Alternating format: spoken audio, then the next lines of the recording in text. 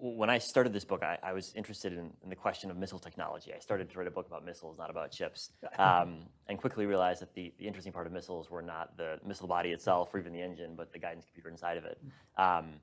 And in the early stages of the Cold War, one of the key questions after the invention of the atomic bomb was how do you deliver them accurately? And there was an immense desire to miniaturize computing power to fit in the nose of a missile, for example, and other types of defense systems.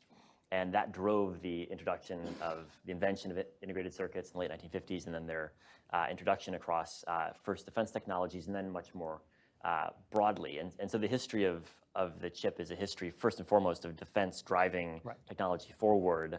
And then, no less importantly, it's a history of firms figuring out how to take this technology that's useful in missiles and sell it in all sorts of other devices, from corporate computers to pocket calculators to today iPhones and video games. And so there's an interesting story of American innovation here, which is a story of defense innovation coupled with a story of private sector firms commercializing something that was intended for defense uses into a much broader market. And I think the interesting story of the chip is that it started out 100% sales to either NASA or the Defense Department. And today, NASA and the Defense Department consume 1 or 2% of the chips overall, and Apple consumes vastly more than the U.S. government does entirely. That's part of the challenge we face today, of course, is that it's still an important security question, but Apple in many ways has as much influence over the supply chain as Joe Biden.